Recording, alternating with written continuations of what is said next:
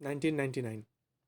While the world watched the battles of Tiger Hill, Tololing unfold on television, two brutal fronts, Batalik and Mushkoh Valley, fought in freezing silence. No headlines, no cameras, just vast vertical clips, hidden bunkers, and soldiers climbing into the jaws of death.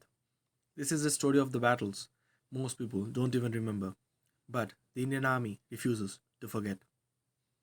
This is the story of the Battle of Batalik and Mushkoh Valley of 1999. Section 1. The Strategic Twin Front. Batalik and Mushkoh Valley lie north of Drass and Kargil, remote, rugged, and nearly inaccessible. The Pakistan intrusions here weren't just tactical, they were strategic.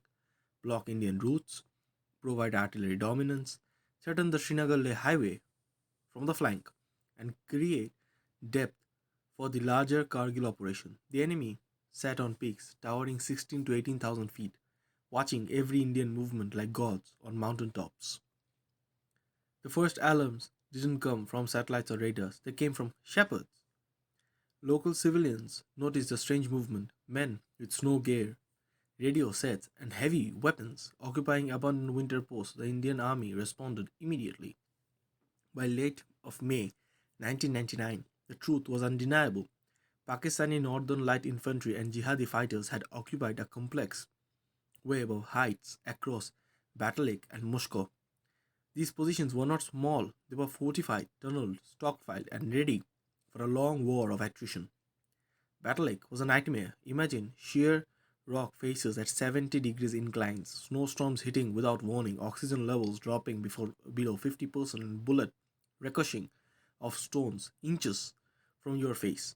Key objectives include Point 5203, Jubar Heights, Point 5070, Khalubar Ridge. Indian battalions assaulted these peaks, 1 Bihar, 2 Naga, 12 Jack light infantry, and 16 grenadiers. The counterattacks began with a level of ferocity that even seasoned soldiers described as inhuman. While Drass battles were on, Batalik created its own legends. Captain Manoj Kumar Pandey, leading the assault on Khalubar top, charged forward shouting, "Na chhodnu ek bhi zinda mat chhodna." Under intense machine gun fire, he cleared bunker after bunker before a burst hit his forehead. Khalubar fell, but India paid for every inch in blood. Mushkoh Valley was even more deceptive. A beautiful meadow in summer and a frozen slaughterhouse in winter, Pakistan's goal was chillingly calculated: open a western corridor towards Dras, cut Indian movement, create chaos for the advancing Indian reinforcements. Units deployed here: 8 Sikh, 18 Grenadiers, 28 Rashtriya Rifles, high altitude specialists from Ladakh Scouts. Fighting happened at night on knife edge ridges with temperature dropping below the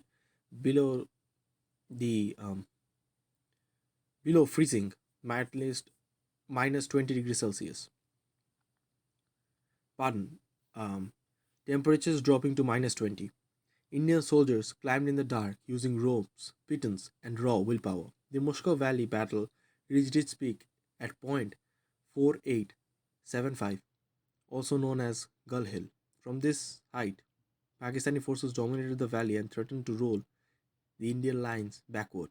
The Indian response was uncompromising. 13 Jack, which means Jammu and Kashmir rifles, were ordered to capture the peak. The assault was suicidal, slopes were sheer, enemy lines were relentless.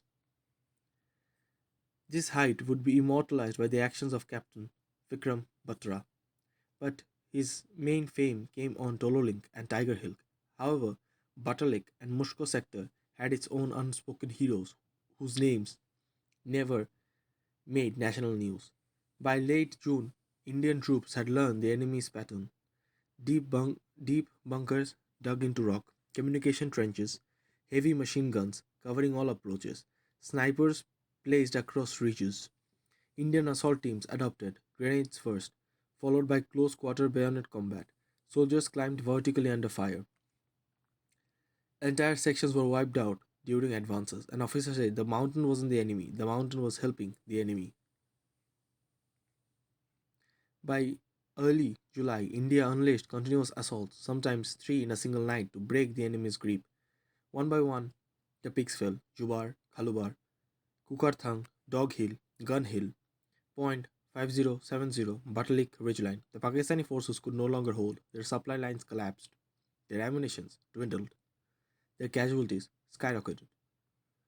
By 26th of July 1999, India declared Operation Vijay a success. The Batalik and Mushkoh sectors, once IC fortress, were back under Indian controls. The cost: hundreds of Indian soldiers lay dead, many more wounded.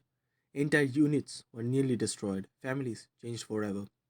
This battle didn't get TV coverage, no iconic photos, no celebrity fame, but they were the backbone of India's victory in Kargil. On the frozen heights of Batalik and Mushkoh Valley, Indian soldiers did the impossible. They climbed where no human should climb. They fought where no soldiers should fight. They won where no victory seemed possible.